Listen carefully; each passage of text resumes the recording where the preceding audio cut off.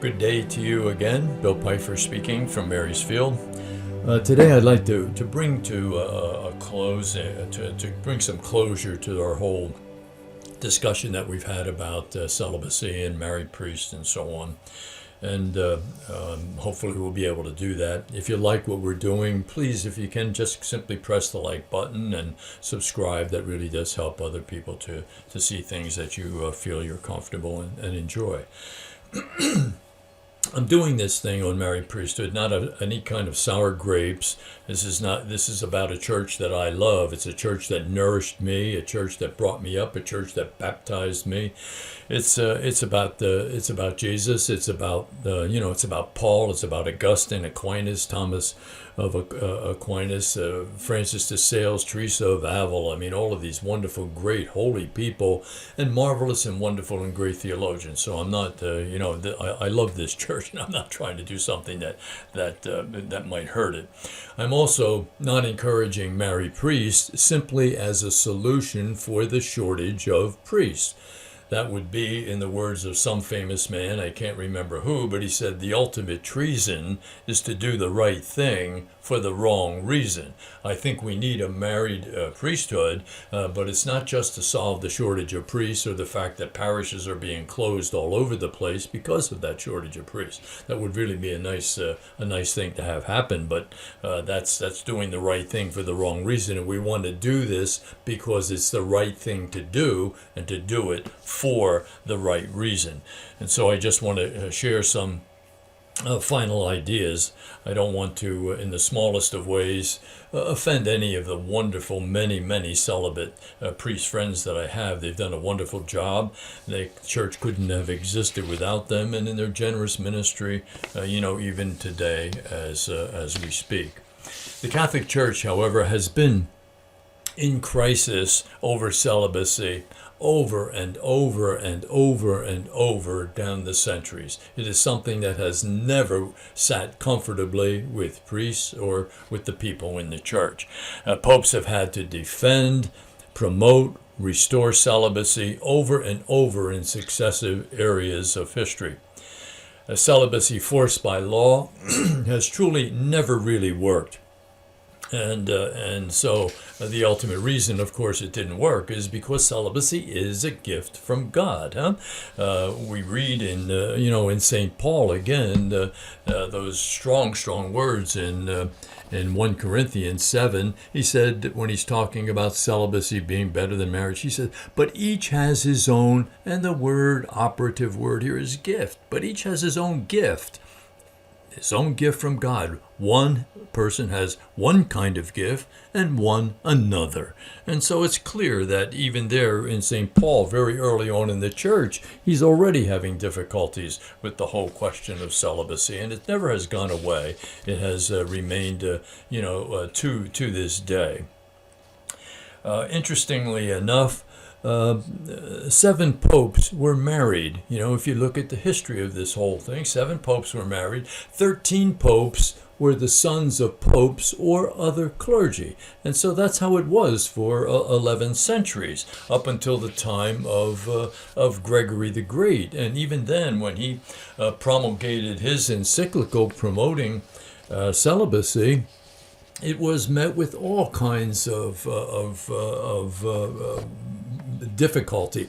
People rejected it. They didn't want to accept it. And these are his words, right from the Encyclopedia Britannica. In 1074, Pope Gregory the Great published an encyclical requiring all to renounce their obedience to those bishops who showed indulgence to their clergy in the matter of celibacy. In the following year, he commanded the laity to accept no official ministrations from married priests and to rise against all such.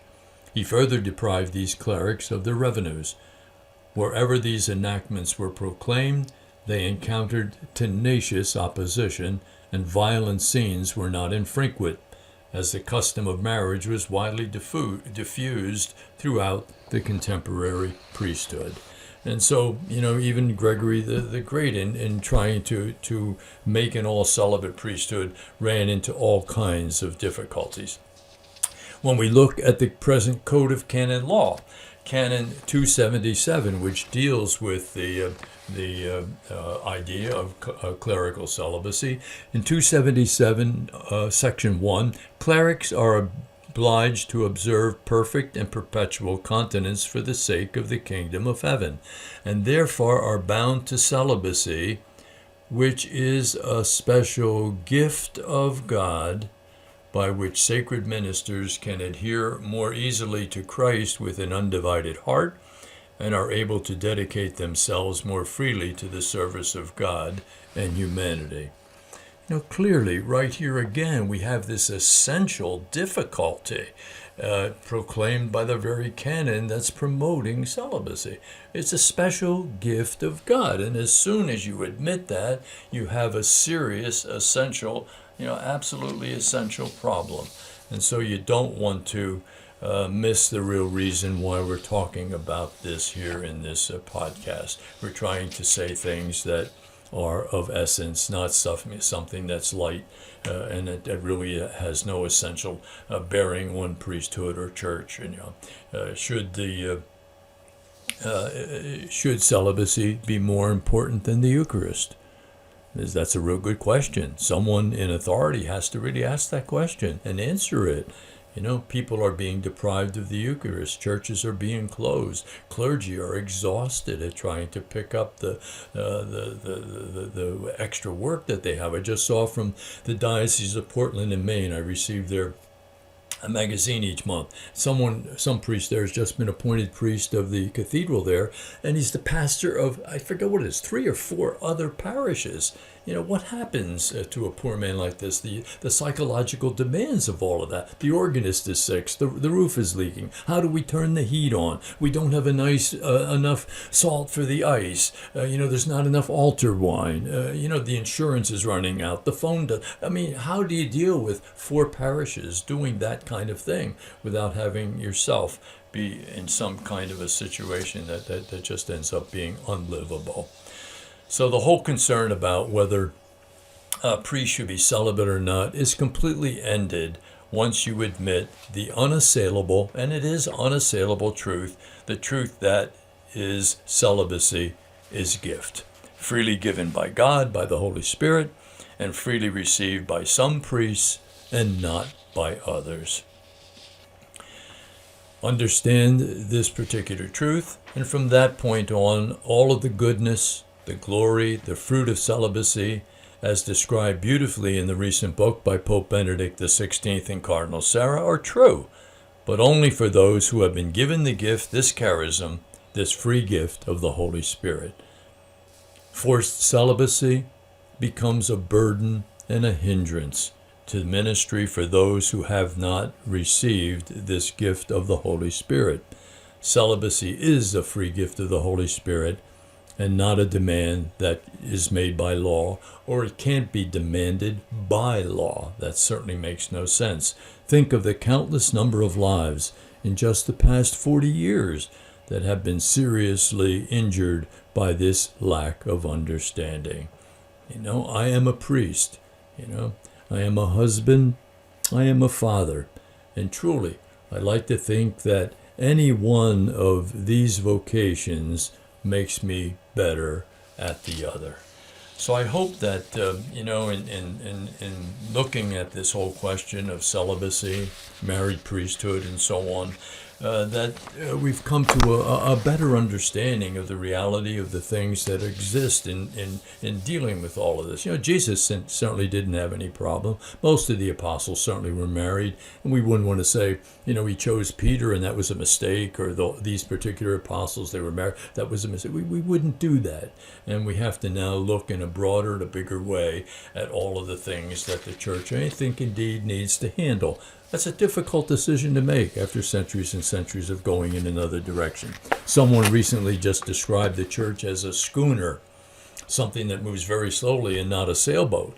Well, that might be true, but move we better and move we should at this particular moment. We can't afford to be a schooner any longer. We must be a sailboat in making decisions and having the courage to make those decisions. That's a gift of the Holy Spirit as well.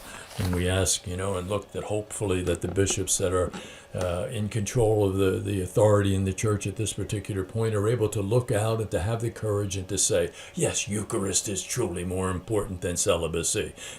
Making sure that people have these ministrations Sunday after Sunday in their parishes, not closing up their parishes for all kinds of reasons, And in addition, we mentioned, I hope somewhere along the line, when you're dealing with Hispanics and the black population, they are indeed a marrying culture, and they should have their own priests. Hispanics should be able to be served by their own priests. African Americans should be able to be served by their own priests, not people brought in from someplace else to be able to share ministry with them. So I hope that this has been of some help for you, and I offer it with all of the love and care that I have for the church and for you. Happiness tomorrow, as always, begins by doing the truth today. And I think we've been speaking gently, lovingly, but firmly about the truth with this whole question of celibacy and married priesthood. God bless you. Good to be with you.